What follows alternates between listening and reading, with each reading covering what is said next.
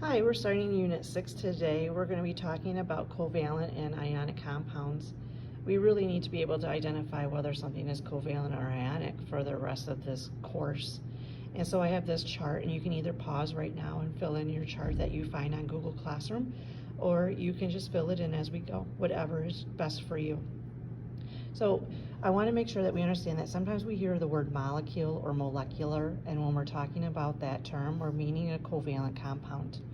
And whenever we hear the term salt, it means we're talking about an ionic compound. I know many of you are familiar with table salt or sodium chloride, but that is not the only salt. So when you hear the word salt, just don't assume it's NaCl. Okay? The definition for a covalent compound is that it shares electrons, and ionic compounds transfer electrons. Now, with that comes a couple of terms that we need to be familiar with, and those terms are polar and nonpolar. They're very fancy words of just saying if it's equal or if it's unequal.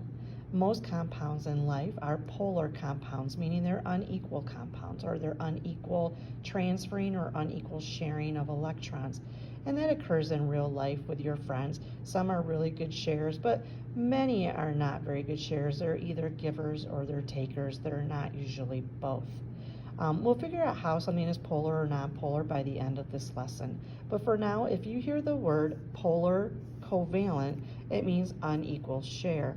If you hear the words nonpolar covalent, then that means equal share. Okay? All ionic compounds transfer their electrons, which means that they are always going to be polar compounds. Okay? They're always going to have an unequal transfer of electrons. So we know that all metals or all cations are going to want to lose an electron, which means they're positive. And we know that all anions, which are nonmetals, are going to gain electrons, which means they become more negative.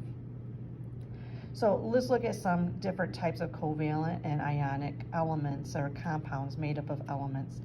You're going to see things like carbon dioxide, dihydrogen monoxide, which is water, and then you see SiCl4, which is commonly known as silicon tetrachloride. You're going to learn how to name this in the next unit. But for now, all I want you to be able to do is identify that these are all covalent compounds. You have to look at the first element, and the first element is going to be really the decider, because if the first element starts with a nonmetal, then it's automatically going to be covalent. If the first element, like sodium and calcium, are metals, if they start with a metal, then it's automatically going to be ionic. So for example, if we take our periodic table and we look at carbon dioxide, that's carbon with oxygen, which means both of these are color-coded as nonmetals, and it is covalent. The next one I gave you was water. You know that oxygen is color-coded as a nonmetal, but really we want to look at hydrogen first. Hydrogen is a nonmetal, and since our first element in the formula is a nonmetal, it's going to be covalent. If we look at silicon tetrachloride, Si here though is color-coded as a metalloid. We're going to treat metalloids like nonmetals. Metalloids are going to be treated like nonmetals. So if your first element starts with a metalloid, we'll treat it like a nonmetal. We know chlorine is a nonmetal, so we can see here it's nonmetals with nonmetals, and therefore it is covalent. But when we look at the other two examples of Na, we see that Na is a metal. It's going to form a 1 positive, meaning it's going to want to lose 1 electron. And chlorine over here is a nonmetal, and it's going to form a 1 negative, which means it wants to take 1 electron. Therefore, it is ionic. Calcium is a metal. It's going to want to lose 2 electrons. And over here it's with fluorine, and fluorine is going to want to gain 1 electron.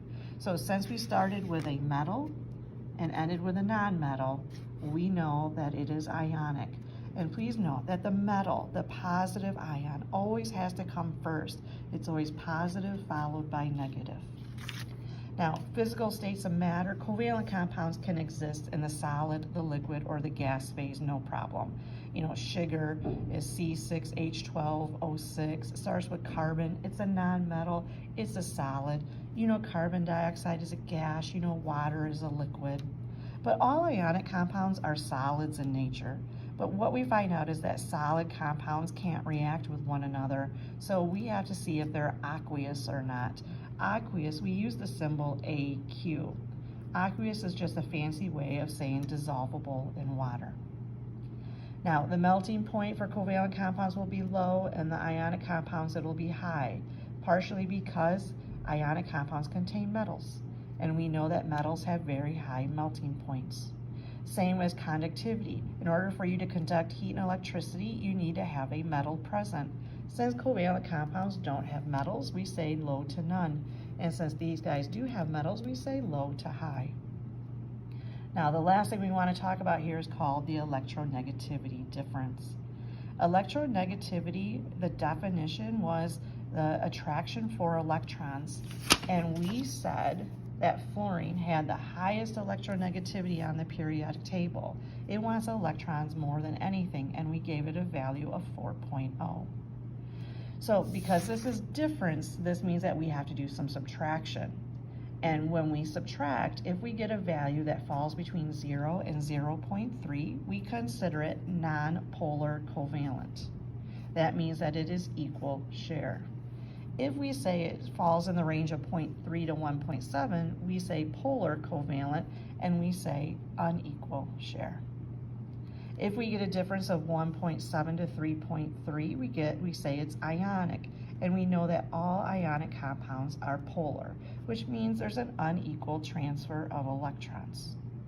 So if we head to our textbook, and in the text I'm going to have the kiddos look at page 196. I'm going to have them look at number 33, and the directions here say determine the electronegativity difference, the probable bond type, and the more electronegative atom with respect to bonds formed between the following pairs of atoms. So I have A through G here for you, and we're going to do a couple of them together, but I'm going to show you the answer key. Okay. And I want to make sure that you understand how to use this. So the first combination is between hydrogen and iodine. Now, if we go back to our colored periodic table, hydrogen is the first element, and it is a nonmetal. And we said that if our first element is a nonmetal, it has to be a covalent compound. Okay? So if it starts with a nonmetal, it has to be a covalent compound. So my electronegativity difference has to be somewhere between 0 and 1.7. So we come over here, we're looking up hydrogen first. Hydrogen is 2.1, and iodine is 2.5. Right there it is, 2.5, 2.5. You just want to always take the bigger number minusing the smaller number. So 2.5 minus 2.1 is 0.4. That's the electronegativity difference. I come over here and I see, oh, it's between 0.3 and 1.7. So we say it's polar covalent, or it is PC. It is PC, polar covalent. And we can see in the answer key, they say it's polar covalent. The more electronegative atom was iodine because it had a value of 2.5 versus hydrogen at 2.1. And what we do generally is we put an arrow showing the direction that the electrons are attracted, and it's always being pulled to the higher electronegativity. So here we have S and O. If we go to our periodic table, both S and O are color-coded as nonmetals. Because they're both nonmetals, we expect them to be covalent. We expect them to either be between 0 and 1.7. So we go to our chart, we look up S, it's 2.5, and O is 3.5. Let's just subtract them, take the bigger minus the smaller, and we get a difference of 1.0. That falls in the range of my covalent. It actually, again, falls in the polar covalent range, or the PC range. And you will see that I have polar covalent. The more electronegative element was oxygen because its value was bigger.